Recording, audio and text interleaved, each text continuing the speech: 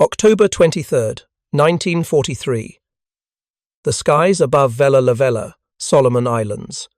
Flight Petty Officer Takeshi Mori pulled his Mitsubishi A6 M30 into a climbing turn, his engine straining at maximum power as he attempted to gain altitude advantage over the distinctive gull-winged silhouette diving toward him. He had encountered American Wildcats and Airacobras before, even survived engagements with the twin-boomed Lightning. But this aircraft was different, larger, faster, emanating an aura of industrial menace that made the hairs on his neck stand rigid. The Corsair closed the distance with terrifying speed. Mori pushed his stick forward, attempting the negative G dive that had saved him from Wildcats in previous encounters. His Nakajima Sakaya engine coughed momentarily but recovered. He had perhaps 2 seconds before the American fighter reached firing range. Then he heard it. Not the sharp crack of smaller caliber weapons he had grown accustomed to, but a deeper, heavier sound, like industrial machinery tearing through the sky. 6 streams of 50 caliber tracers converged on his aircraft. The first rounds missed. The second burst did not. Mori felt the impacts through his seat, felt his Zero shudder as if struck by invisible hammers. His left wing disintegrated in chunks of aluminum and fabric. The fuel tank, unprotected, exploded instantly. Fire consumed the cockpit before he could reach the canopy release. Takeshi Mori died, never understanding what had hit him with such devastating force. He knew only that American fighter armament had evolved into something beyond his experience, beyond his training, beyond survival. If you're enjoying this deep dive into the story, hit the subscribe button and let us know in the comments from where in the world you are watching from today. This is the story of how 650 caliber machine guns, arranged in the wings of the F4U Corsair, became the most feared aerial weapon system of the Pacific War. It is not merely a tale of firepower, though the statistics are staggering. It is the chronicle of an engineering philosophy, a manufacturing capability, and a tactical doctrine that Japanese aviation never successfully countered. Through examination of combat reports, technical documents, and the testimony of those who survived encounters with this weapon system, we can understand why Japanese pilots came to fear the Corsair's armament more than any other fighter they faced. The Browning M2s caliber machine gun represented the culmination of decades of American ordnance development. John Moses Browning had designed the original M1000, 921 water-cooled 50 caliber machine gun, which entered service with the United States Army in 1921. Throughout the 1920s and 30s, this weapon was refined, lightened, and adapted for aircraft installation. By 1938, when Chance Vart began designing the F4U Corsair, the AN-M2 aircraft version had become the standard American fighter weapon. The gun fired the 12.7mm cartridge, known in American nomenclature as the 50 caliber round. This ammunition was substantially more powerful than the 7.7mm or 7.9mm rounds used in most Japanese fighter weapons. The 50 caliber round weighed approximately 1.7 ounces and left the barrel at 2,900 feet per second. Its kinetic energy and momentum gave it penetrating power that lighter rounds simply could not match. More importantly, American industry had perfected manufacturing techniques that produced these weapons and their ammunition with extraordinary consistency. Each gun was precision machined to tolerances measured in thousandths of an inch. Each round was loaded to exact specifications, ensuring consistent velocity and trajectory. This reliability meant American pilots could depend on their weapons functioning properly under the extreme conditions of high-altitude combat, violent maneuvers, and temperature variations from scorching tropical heat to freezing high-altitude cold. The decision to arm the Corsair with 650 caliber machine guns rather than 4 was not arbitrary. It reflected careful analysis of combat requirements and available technology. Early American carrier fighters like the F-2A Buffalo and F-4F Wildcat carried 450 caliber guns. Combat experience in 1942 demonstrated that while 4 guns provided adequate firepower for most engagements, increased firepower would improve kill probability and reduce the time required to destroy enemy aircraft. Chance Vaught's design team, led by chief designer Rex Beazle, allocated space in the Corsair's wings for 6 guns. The inner 4 guns, mounted closer to the fuselage, carried 400 rounds each. The outer 2 guns, positioned farther outboard in the wings, carried 375 rounds each. Total ammunition capacity was 2,350 rounds. At the Corsair's standard firing rate of approximately 750 rounds per minute per gun, a pilot had roughly 31 seconds of firing time if he held the trigger down continuously. But no pilot fired continuously. Effective gunnery meant short, controlled bursts. 2 to 3 second bursts conserved ammunition and maintained accuracy. With disciplined trigger control, a Corsair pilot had enough ammunition for 10 to 15 separate firing passes. This gave him multiple opportunities to engage enemy aircraft during a single mission. He was not limited to a single attack before returning to base for rearming. The installation of these 6 guns in the Corsair's wings required sophisticated engineering. Each gun needed to be securely mounted to withstand recoil forces. Ammunition boxes had to feed reliably despite the violent accelerations of combat maneuvering. Spent cartridge cases and belt links had to be ejected cleanly, without jamming mechanisms or damaging aircraft structure. Charging handles had to be accessible so pilots could clear malfunctions. Gun ports had to be sealed to prevent water and debris from entering when guns were not firing. American designers solved all these problems with elegant mechanical solutions. The gun installation was compact, maintainable, and remarkably reliable. Marine and Navy armorers could remove and replace guns relatively quickly during field maintenance. Ammunition loading was straightforward even on primitive forward airstrips. The system worked, consistently and dependably, under conditions that would have disabled more delicate equipment. What Japanese pilots encountered in combat was not merely firepower, but the manifestation of American industrial and engineering excellence applied to the problem of aerial gunnery. Every element, from ammunition manufacturing to gun installation to pilot training, had been optimized for maximum effectiveness. The result was a weapon system that fundamentally altered the balance of power in Pacific skies. Japanese aviation had developed its own approach to fighter armament, an approach rooted in different tactical doctrine and constrained by different manufacturing capabilities. The Mitsubishi A6M0, Japan's premier carrier fighter, carried 2 7.7mm Type 97 machine guns, synchronized to fire through the propeller arc, and 2 20mm Type 99 cannons mounted in the wings. This mixed armament reflected Japanese tactical thinking about aerial combat. The 7.7mm guns, based on the British Vickers design, were light weapons with high rates of fire. They were effective for ranging shots, allowing pilots to adjust their aim before firing the more powerful cannons. The 20mm cannons delivered devastating destructive power. A single 20mm high-explosive round striking a vital aircraft component could destroy an enemy fighter. Japanese doctrine emphasized precise marksmanship. Fire the lighter guns first to establish accurate aim, then trigger the cannons for the killing shot. This approach worked well in the war's early months, when Japanese pilots were highly trained veterans who could exploit their aircraft's superior maneuverability to achieve optimal firing positions. But the doctrine had inherent limitations. The 20mm Type 99 cannon carried only 60 rounds per gun. Total cannon ammunition was 120 rounds. At a firing rate of approximately 520 rounds per minute, a pilot had less than 14 seconds of cannon firing time. In practice, effective cannon use required extremely short bursts, perhaps half a second per trigger pull. This gave a pilot perhaps 20 to 30 firing opportunities. The Type 99 cannon itself was less reliable than American .50 caliber guns. Based on the Swiss Oerlikon FF design, the Type 99 used blowback operation and drum magazines that proved susceptible to jamming, especially when subjected to high-G maneuvers. Japanese pilots frequently experienced cannon failures during combat.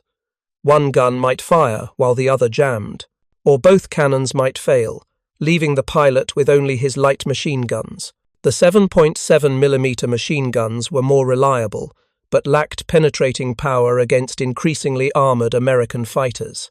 These light rounds could damage unprotected structure and control surfaces, but struggled to penetrate armor plate, bullet-resistant glass, or the robust construction of American aircraft. A Zero pilot might expend hundreds of 7.7mm rounds on a Corsair or Hellcat and watch his bullets spark harmlessly off armor without inflicting critical damage. Japanese attempts to improve fighter armament faced severe constraints. The Nakajima Ki-84 Hayate Army fighter and later variants of the Zero attempted to mount more powerful weapons, but Japanese industry struggled to produce reliable cannons in sufficient quantities. The ammunition itself was often of inconsistent quality, as wartime shortages forced use of substitute materials. Propellant charges varied, causing velocity inconsistencies that made accurate long-range gunnery nearly impossible. By contrast, American .50 caliber weapons represented mature technology manufactured by an industrial base operating at full capacity, with access to unlimited raw materials.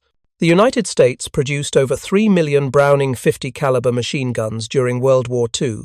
Production was distributed among multiple manufacturers, including Colt, Frigidaire division of General Motors, and others. This distributed manufacturing ensured consistent supply, even if individual factories were disrupted. Ammunition production was even more impressive. American industry manufactured over 12 billion .50 caliber rounds during the war. Quality control was rigorous. Each lot of ammunition was proof-tested. Defective rounds were identified and removed before cartridges reached operational units.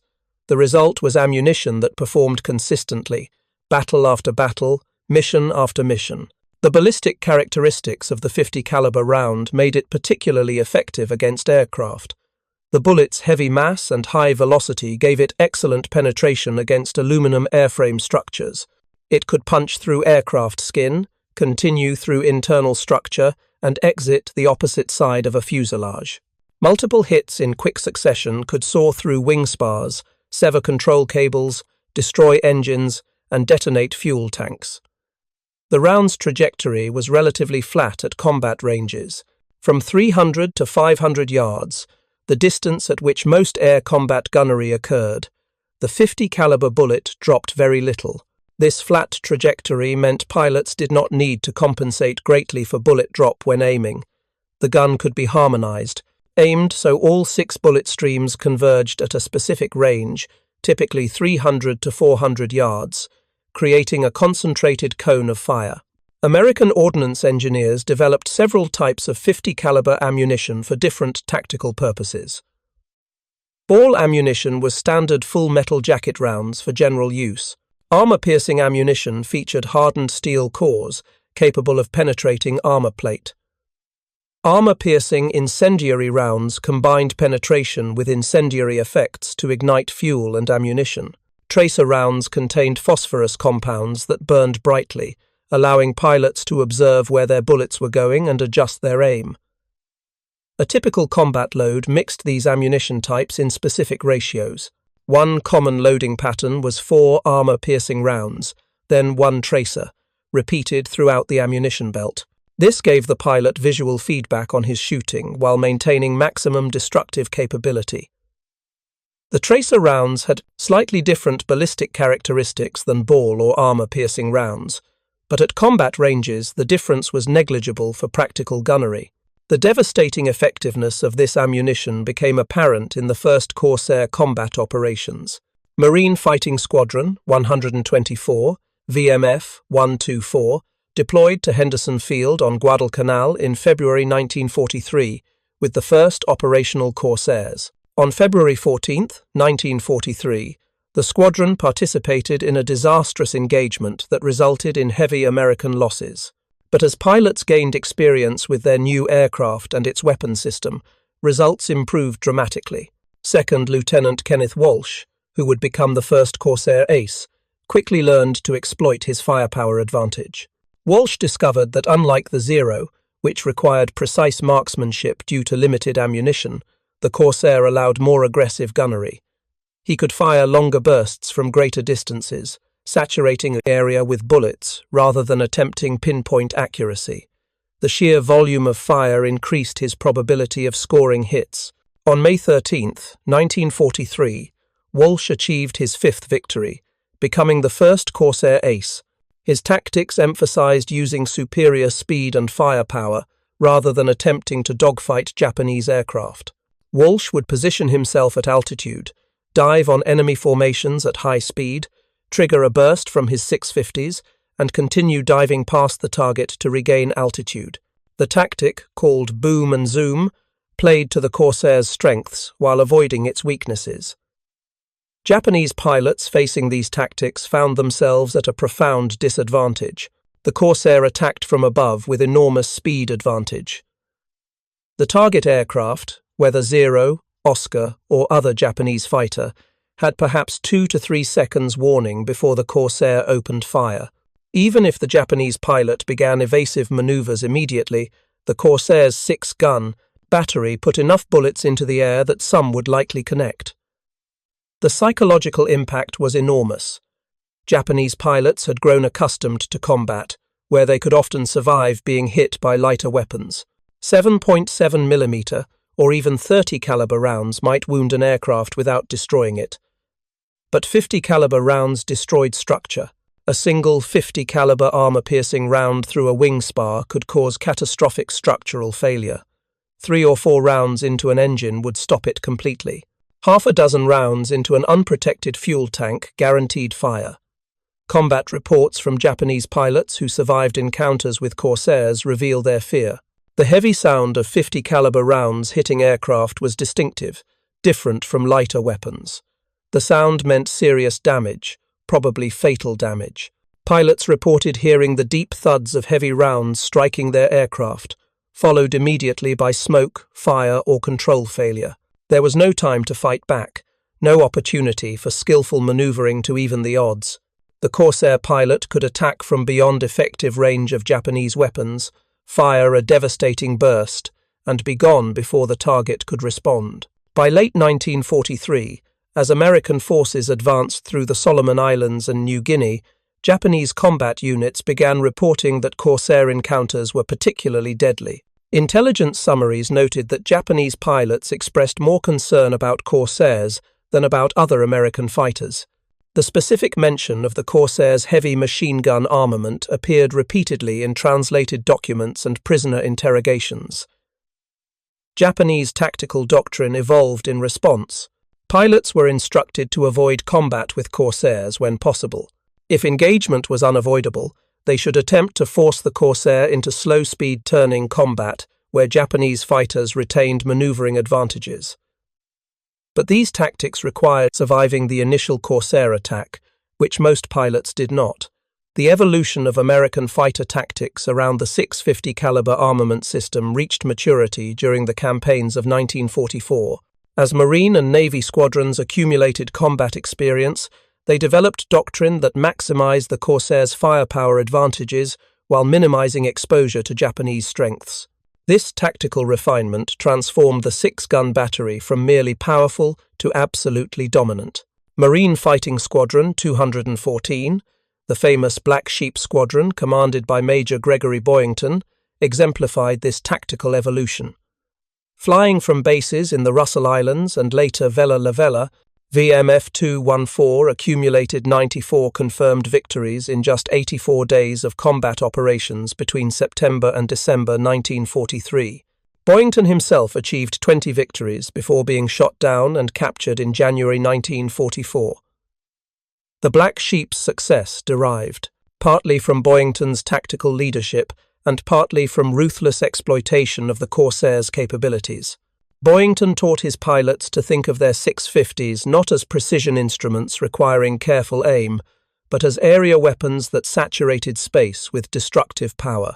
His combat philosophy was simple: get close enough that you cannot miss, fire a solid burst, and get out fast. This approach required aggressive flying and strong nerves. Corsair pilots learned to close to ranges where Japanese return fire was most dangerous, often within 200 to 300 yards, before opening fire. At these ranges, the 6-gun battery produced a cone of fire approximately 15 to 20 feet in diameter. Any aircraft within that cone absorbed multiple hits. The brief firing window, perhaps 1 to 2 seconds as the Corsair flashed past at 350 miles per hour, was sufficient to deliver 30 to 40 rounds per gun, 200 to 240 rounds. Total. The kinetic energy delivered in those 2 seconds was staggering. Each 50 caliber round carried approximately 13,000 foot-pounds of energy. A 2-second burst from 6 guns delivered roughly 2.6 million foot-pounds of destructive energy into the target area. For comparison, the kinetic energy of a modern automobile traveling at 60 miles per hour is approximately 300,000 foot-pounds. The Corsair's guns delivered the equivalent of 8 automobiles crashing into the target aircraft every 2 seconds of firing. No Japanese fighter could withstand this punishment. The Zero's lightweight construction, optimized for maneuverability, provided no resistance to such overwhelming force. 50 caliber rounds punched through both sides of the fuselage, shredded control surfaces, exploded fuel tanks, and destroyed engines. Even the more robustly built Kawasaki Ki 61 Hien and Nakajima Ki 84 Hayate, Japanese fighters with somewhat better structural strength, could not survive direct hits from multiple 50s. The effectiveness of concentrated fire became legendary among Pacific veterans. First Lieutenant Robert Hansen of VMF 215 achieved 25 victories in 17 days of combat during January and February 1944, before being killed in action. Hansen's technique was to attack from astern at close range, fire a single devastating burst, and break away. Fellow pilots reported that aircraft Hansen hit typically exploded or disintegrated immediately. There was no gradual descent with smoke trailing, no wounded aircraft limping away. His targets simply ceased to exist as functional aircraft. Japanese pilots who survived these encounters described the experience as being attacked by overwhelming industrial force rather than another fighter aircraft. The psychological term they used most frequently in interrogations was helpless. They felt helpless against an opponent who could destroy them before they could respond, helpless against weapons that turned their aircraft into wreckage with a single burst, helpless against an enemy whose industrial capacity allowed such lavish expenditure of ammunition. This psychological impact extended beyond individual combat encounters. Japanese pilots developed what modern psychologists would recognize as learned helplessness. They expected to lose encounters with Corsairs. This expectation affected their performance, making them more hesitant in combat, more likely to break off engagements, less aggressive in pressing attacks.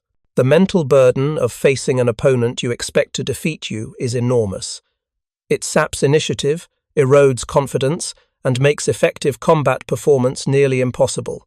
By mid-1944, Japanese combat reports revealed this demoralization clearly.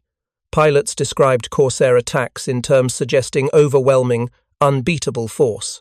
Intelligence officers noted decreased aggressiveness in Japanese fighter tactics. Where early war Japanese pilots had pressed attacks with sometimes reckless determination, by 1944 they were increasingly defensive, attempting to survive rather than achieve victory.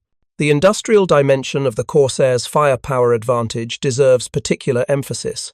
American pilots flew missions knowing that if they expended all their ammunition, they could return to base, land, and have their aircraft rearmed within 30 to 40 minutes. Ground crews had ready supplies of 50 caliber ammunition stored in weather-resistant containers. The ammunition was fresh, properly stored, and reliable. Pilots trusted their weapons to function every time they pressed the trigger. Japanese pilots faced very different circumstances. Ammunition shortages plagued Japanese aviation throughout the war's later years. By 1944, many Japanese fighter units operated with strict ammunition conservation orders. Pilots were instructed to fire only when certain of hitting their target. Some units imposed formal limits on ammunition expenditure per mission. A pilot who returned with empty guns but no confirmed victories might face disciplinary action for wasting precious ammunition. This scarcity forced Japanese pilots into impossible situations. They needed to close to point-blank range to ensure hits, but closing to such ranges against heavily armed American fighters was suicidal. They needed to fire longer bursts to increase hit probability, but lacked ammunition for sustained fire. The tactical bind was inescapable. Fight aggressively and risk death or ammunition exhaustion. Fight conservatively and achieve nothing while American fighters destroyed your comrades. The quality disparity worsened throughout 1944 and into 1945. American ammunition maintained consistent quality despite billions of rounds produced. Japanese ammunition quality deteriorated as shortages forced use of substitute materials. Propellant, chemistry became inconsistent, causing velocity variations. Primers became less reliable. Cases were manufactured from inferior brass that sometimes ruptured in the chamber. Japanese pilots encountered malfunctions with alarming frequency. If you find this story engaging, please take a moment to subscribe and enable notifications. It helps us continue producing in-depth content like this. Technical examination of captured Japanese fighters revealed the extent of these problems. American ordnance experts inspecting ammunition found in downed Japanese aircraft were shocked by quality variations. Some rounds had visibly different propellant charges. Case dimensions varied beyond acceptable tolerances. Bullets were sometimes improperly seated. This ammunition could not produce consistent results. Japanese pilots were attempting precision gunnery with weapons that could not shoot straight. The contrast with American manufacturing capability could not have been starker. United States factories produced .50 caliber ammunition using automated processes with multiple quality control checkpoints. Raw materials were tested before use. Each manufacturing step was monitored. Finished ammunition was sampled and proof-fired. Defective lots were rejected. The entire process ensured that ammunition reaching operational units met rigid specifications. American pilots trusted their weapons because American industry deserved that trust.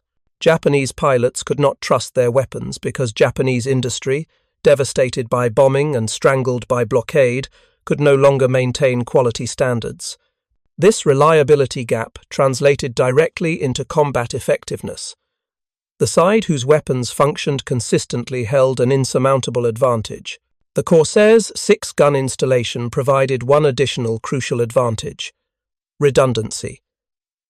If one gun malfunctioned, 5 remained operational. If 2 guns jammed, 4 continued firing. The aircraft retained substantial firepower even, and with multiple weapon failures. This redundancy was deliberate design philosophy. American engineers assumed that complex mechanical systems would sometimes fail. They designed aircraft with enough backup capability to remain effective despite component failures. Japanese fighters lacked this redundancy. A Zero with both 20mm cannons jammed retained only its light machine guns, inadequate against armored American fighters. Pilots in this situation were effectively unarmed, forced to disengage from combat and return to base. The lack of redundancy meant single-point failures could render entire aircraft combat ineffective. Combat statistics from 1944 illustrated the cumulative effect of these advantages. The Corsair's official kill ratio against Japanese aircraft reached 11-1. For every Corsair lost in air combat, 11 Japanese aircraft were destroyed. This ratio reflected not just superior individual performance, but systemic advantages in firepower, reliability, tactics, training, and industrial support. Individual ace pilots achieved even more impressive ratios. Major Gregory Boyington's 28 victories came without ever being shot down in air combat, though he was eventually downed by anti-aircraft fire. First Lieutenant Kenneth Walsh achieved 21 victories and survived the war. Captain Donald Aldrich of VMF 215 scored 20 victories in less than 4 months of combat. These men were skilled pilots, certainly, but they flew an aircraft whose weapon system gave them decisive advantages in every engagement. Japanese aviation attempted various responses to the Corsair threat. Some units tried concentrating multiple fighters against single Corsairs, attempting to overwhelm them through numbers. This tactic occasionally succeeded but required tight coordination that Japanese formations, increasingly composed of inexperienced pilots, could not maintain. More often, the attacking Japanese fighters were picked off individually by the target Corsair's wingman or by other Corsairs in the formation. Other units attempted ambush tactics, positioning fighters to attack Corsairs during vulnerable phases of flight such as takeoff or landing. These tactics achieved occasional successes, but required extensive intelligence about American flight operations and timing. As American forces advanced, establishing bases throughout the Pacific, Japanese intelligence capabilities deteriorated. Ambushes became less frequent and less successful. The most desperate response was the kamikaze tactic introduced in October 1944. If Japanese pilots could not defeat American fighters in conventional combat, perhaps they could destroy American ships through suicide attacks. The kamikaze concept reflected final acknowledgement that Japanese aviation could no longer compete on equal terms. Pilots became guided missiles, their aircraft reduced to disposable weapons. Even here, the Corsair's F4U played a crucial role. Combat air patrols of Corsairs and Hellcats orbited American carrier task forces, intercepting kamikaze attacks before they reached the ships. The heavy machine gun armament proved ideal for this mission. Kamikazes needed to be destroyed completely, not merely damaged. A wounded kamikaze might still crash into its target.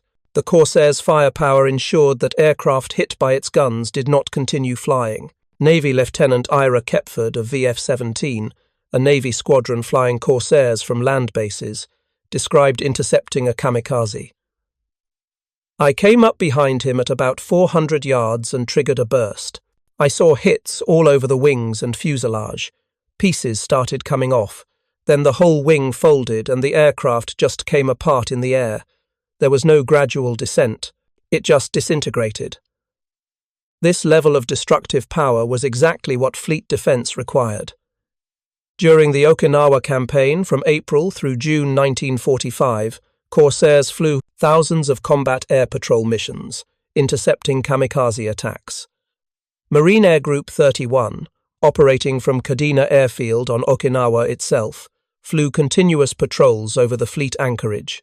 MAG-31 pilots shot down dozens of kamikazes, their 650s shredding incoming attackers before they could reach the ships below. The ground attack role further demonstrated the versatility of the Corsair's armament. When not engaged in air combat, Corsairs supported marine infantry with close air support missions. The 650 caliber machine guns proved devastatingly effective against ground targets.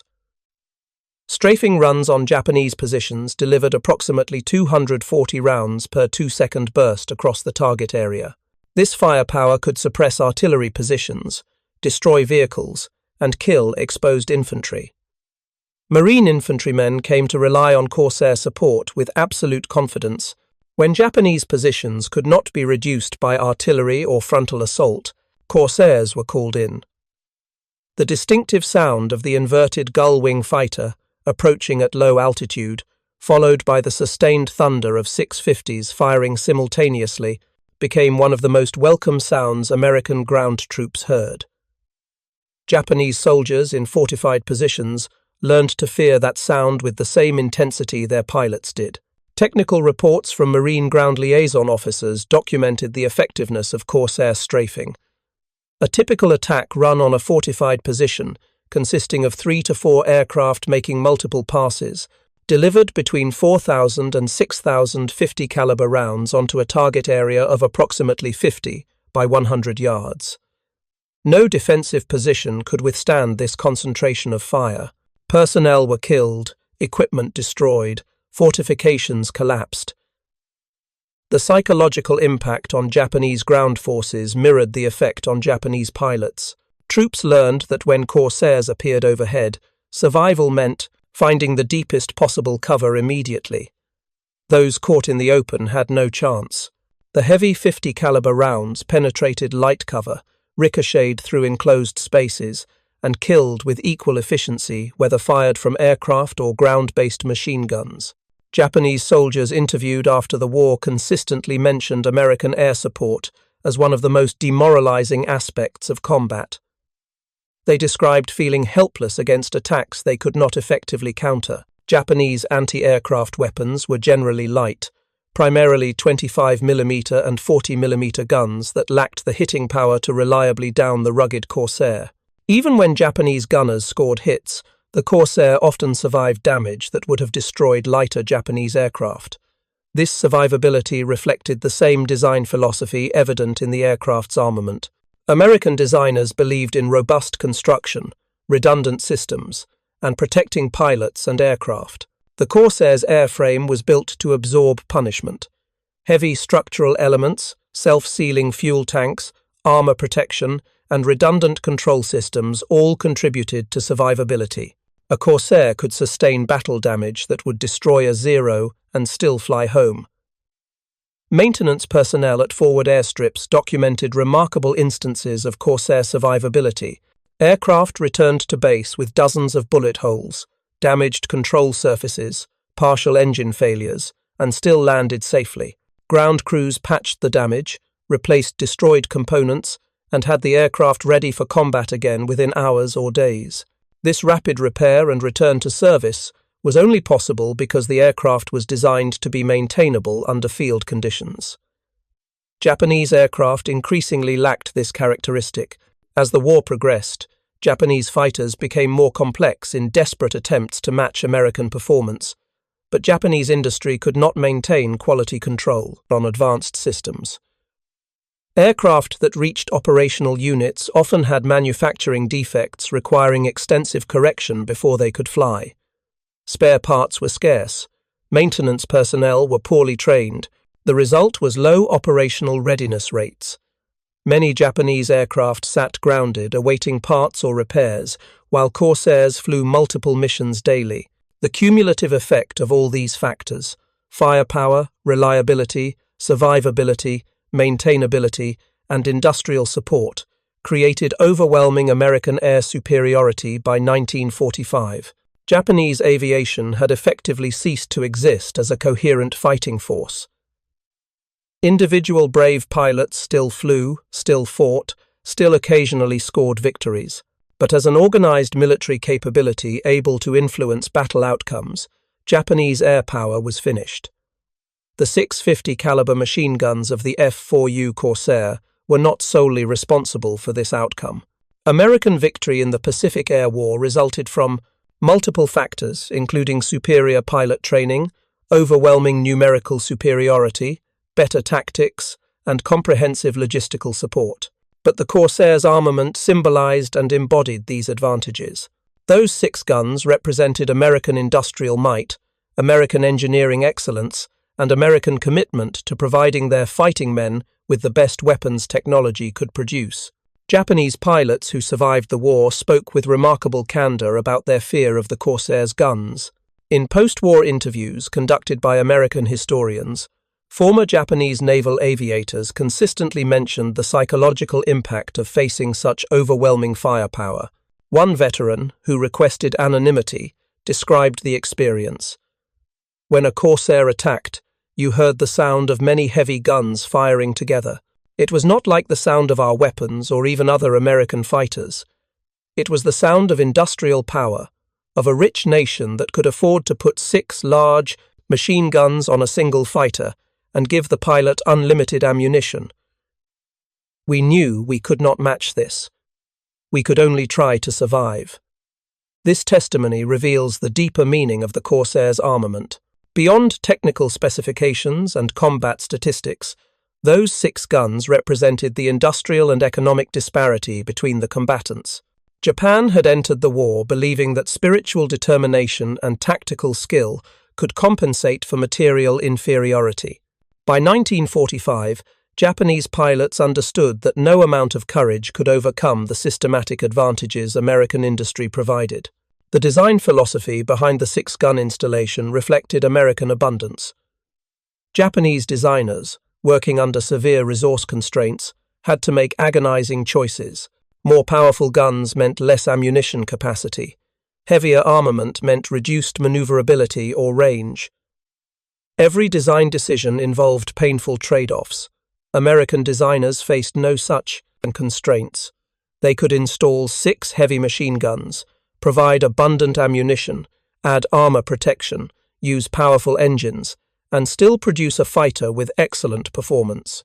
This abundance extended to every aspect of American military aviation. Pilots received extensive training, often 500 to 700 hours before entering combat. Aircraft were maintained to high standards with ready access to spare parts. Bases had comprehensive facilities, including repair shops, fuel storage, and ammunition dumps. Supply chains ensured steady flow of everything needed to sustain operations. Japanese pilots, by contrast, received increasingly abbreviated training as the war progressed. By 1945, some pilots entered combat with less than 100 hours total flight time. Aircraft maintenance suffered from parts shortages and poorly trained mechanics. Bases lacked adequate facilities and were constantly threatened by American bombing. Supply chains were disrupted by submarine warfare and air attacks. The entire system was collapsing under pressure it could not withstand. The Corsair's 650s thus represented more than aerial firepower. They were evidence of the vast gulf separating American and Japanese military-industrial capabilities. This gulf was not inherent or inevitable. Japan possessed skilled engineers, brave pilots, and dedicated workers. But Japan lacked the natural resources, industrial infrastructure, and accumulated technological knowledge that American possessed. The war exposed this disparity with brutal clarity. The final accounting of the Corsair's 650 caliber machine guns extends beyond combat statistics into the realm of historical significance. Between 1943 and 1945, F4U Corsairs destroyed 2,140 Japanese aircraft while losing 189 Corsairs to enemy action. This 11-to-1 kill ratio represented not merely tactical success, but the complete vindication of American design philosophy. Japanese aviation never developed an effective counter to this weapon system. Late war fighters like the Kawanishi N1K Shiden attempted to match American firepower with 4 20mm cannons, but reliability problems and production delays meant these aircraft arrived too late and in insufficient numbers. The vast majority of Japanese pilots faced Corsairs while flying aircraft designed for early war combat conditions that no longer existed. The testimony of Japanese pilots who survived provides the most poignant evidence of the Corsair's psychological impact. Former Flight Petty Officer Saburo Sakai, Japan's third-ranking ace with 64 victories, wrote in his memoir that encountering Corsairs in 1944 felt like fighting an opponent from a different era of technology. Their guns spoke with authority that ours could not match, Sakai recalled. We knew that one burst from a Corsair meant death. There was no surviving their firepower. The human cost was measured in thousands of Japanese pilots killed, their skills and experience irreplaceable. The Zero that had dominated Pacific skies in 1942 became a death trap by 1944 when facing Corsairs. Young Japanese pilots, hastily trained and inadequately equipped, flew obsolescent aircraft against opponents whose every advantage was embodied in 6 machine guns that never seemed to miss and never seemed to run out of ammunition. American victory in the Pacific Air War was inevitable given the industrial disparity between the combatants, but the Corsair's 650 caliber machine guns accelerated that victory, saved American lives, and demonstrated with devastating clarity what modern industrial warfare demanded: superior firepower, reliable weapons, abundant ammunition, and the manufacturing capacity to sustain operations indefinitely. The last combat missions flown by Corsairs occurred in 1969 during the brief soccer war between Honduras and El Salvador. By then, the 650 caliber installation had become obsolete, replaced by cannons and eventually missiles on jet fighters. But for the pilots who flew the Corsair in World War II, those 6 guns remained the most effective aerial weapon they ever employed. Thank you for watching. For more detailed historical breakdowns, check out the other videos on your screen now, and don't forget to subscribe.